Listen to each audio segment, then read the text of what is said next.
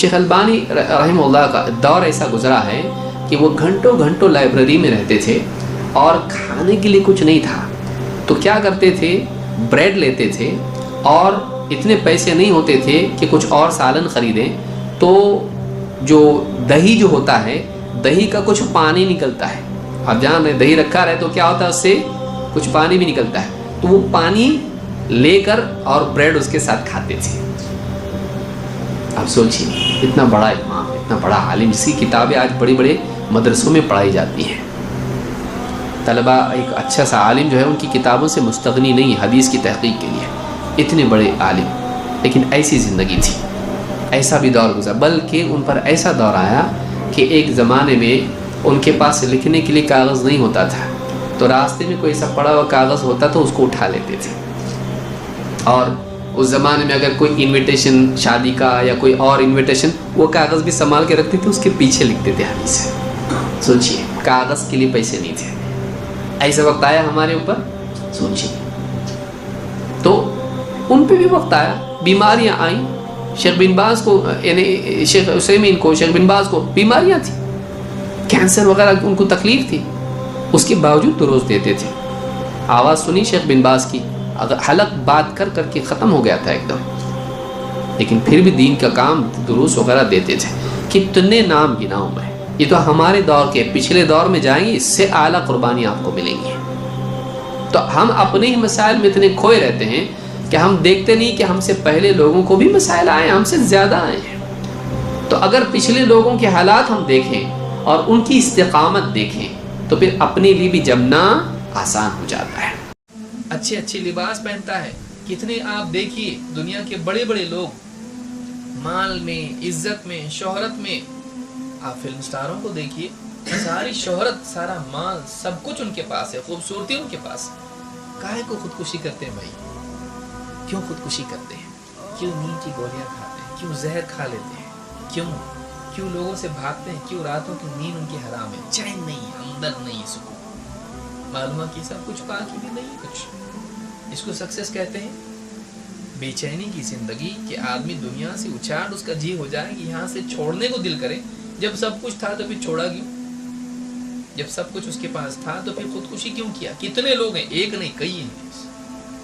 معلوم ہے کہ یہاں کامیابی کی چوٹی پہ پہنچنے کے بعد آدمی اور زیادہ اپنی ناکامی کو محسوس کرنے لگتا ہے کہ دنیا کو بنایا اللہ نے ایسا ہے کہ غیر اللہ میں کبھی تیرے دل کو سکون نہیں ملے گا، اللہ سے کٹ کے سکون نہیں مل سکتا ہے۔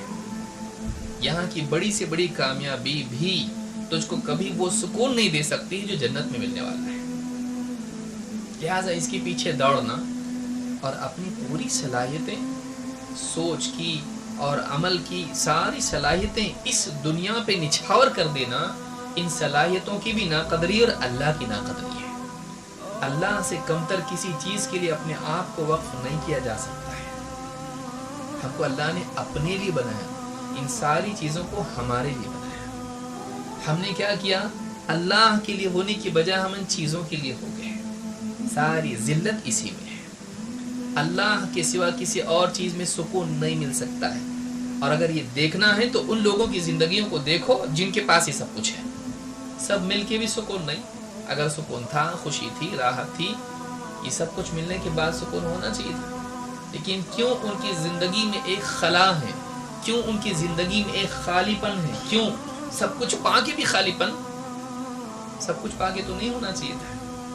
لیکن پھر ان لوگوں کو آپ دیکھیے کہ نبی صلی اللہ علیہ وسلم اپنے گھر میں، جھوپڑے میں، مٹی کے گھر کے اندر بوریے کے اوپر لیٹے ہوئے کہ بدن پر نشان ہے، اور عمر ابن خطاب رضی اللہ تعالیٰ جا کے کہہ رہے ہیں اللہ کے رسول، قیصر اور کسریٰ ثمار و انہار میں ہیں، باغوں میں ہیں، نہروں میں ہیں، وانت رسول اللہ، اور آپ اللہ کے رسول ہو، اور آپ کا یہ حال۔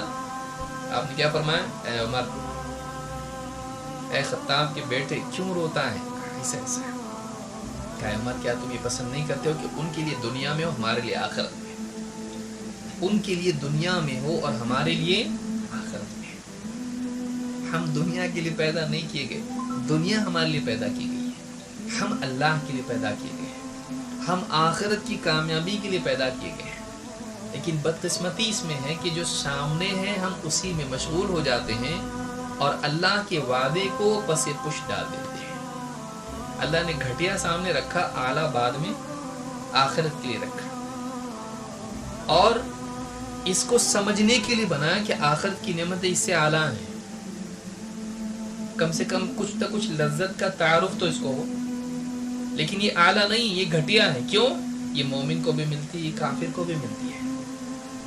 یہ انعام نہیں ہے، یہ امتحان ہے. لیکن انسان اگر نعمتیں اس کے سامنے آئے ہی نہیں تو اس کو انٹروڈکشن کیسے ہوگا؟ نعمت کس کو کہتے ہیں؟ کچھ تو سیمپل ہونا چاہیے سامنے. تو گھٹیا کو رکھا، کم سے کم اس کو دیکھ، نعمت اس کو کہتے ہیں، اس پر دیکھ، دیوانے ہو رہے لوگ، اس سے اچھا تیرے لیے آخرت میں رکھا ہے.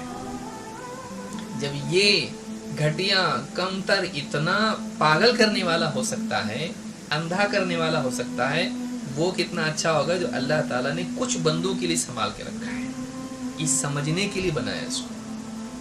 لیکن انسان جو سمجھنے کے لیے بنایا تھا اور بہتر کو پانے کے لیے سامنے رکھا تھا، آدمی نے اسی کو پکڑ لیا. میرے کو یہی چاہیے. کون دیکھا مرے بعد کیا ہوتا ہے؟ کون دیکھا مرنے کے بعد کیا ہوتا؟ ملے گا کہ نہیں ملے گا؟ آج نقد کل ادھار. انسان کی فطرت میں کیا ہے؟ وہ بچے سے بھی آپ پوچھو، بیٹا کل تم کو اس سے زیادہ دوں گا، آج تم مانگ رہے نا، ایک آئس کریم مانگ رہے، کل 2 دوں گا. تھوڑا صبر کر سکتے؟ 2 نہیں چاہیے، 1 چاہیے. اب بھی اس بچے کی طرح ہم لوگ ہیں.